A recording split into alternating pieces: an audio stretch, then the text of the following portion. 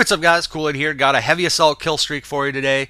I am going to be playing TR on Waterson. This is my STL Youngblood character. And one of the things I love about that is I get to kill some of my PXP members right there and right here. My buddy Davio that I killed. I'm going to send him a nice little tell here in a second.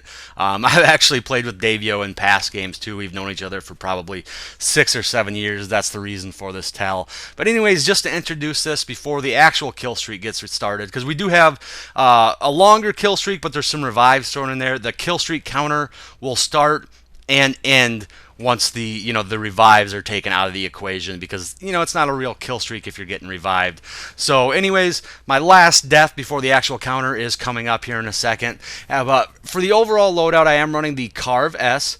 No attachments aside from the optics, and that's simply because I was saving up to buy some of the 250 cert weapons, just so I could test them out for you guys.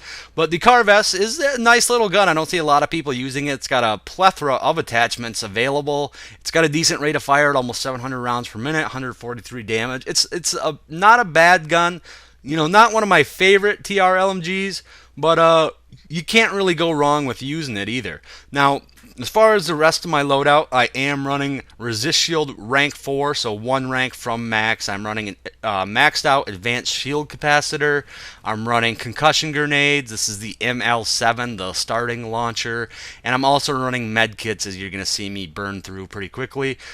So basic, infantry killing loadout is what you would call this, I guess. Oh, and I am also running the repeater, which doesn't really come into play too much in this video, but the repeater with a laser sight. And as you can see, we're pushing out of Cerro Listening.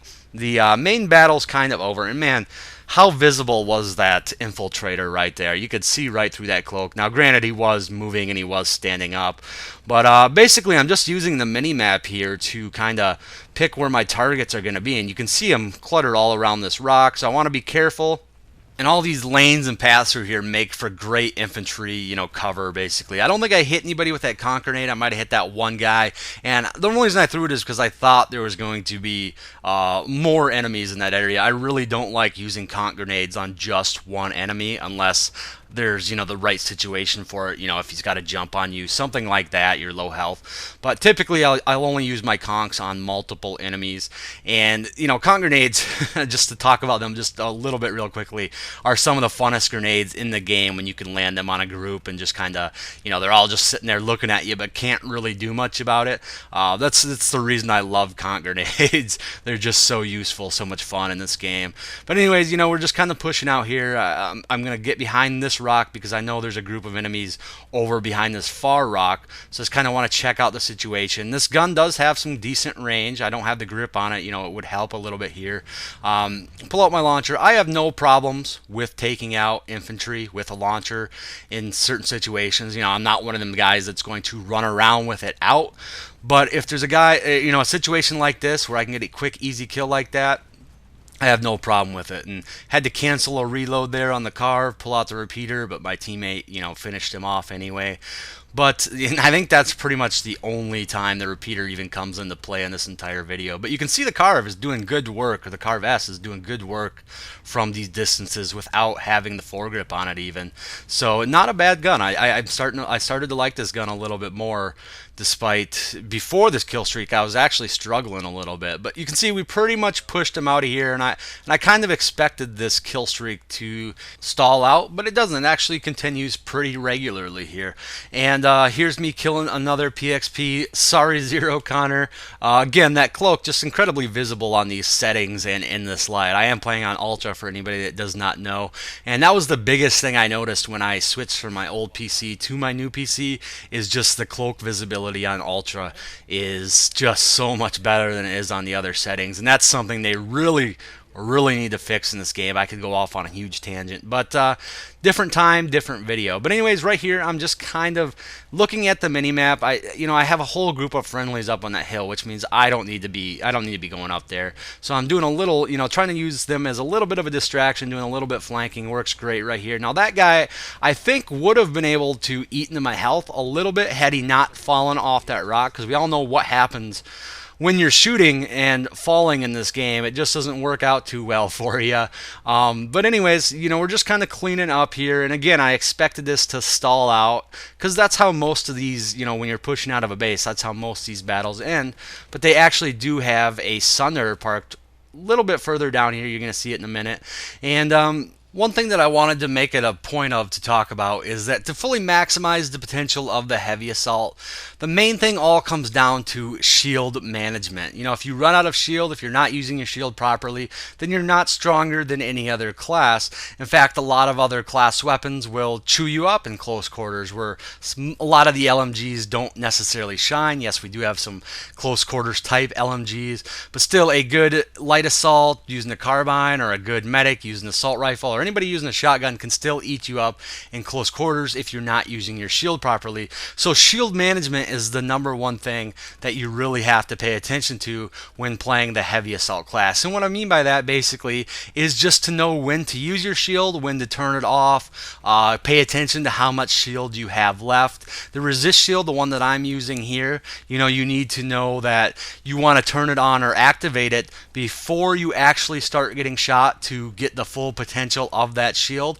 And you got to realize that the shield's also going to make you slower when you run, so you need to know if you're trying to get out of a fight, do you keep the shield on to absorb a couple extra bullets, or if you're safe and clear, you want to turn that shield off so you have that little bit faster run speed.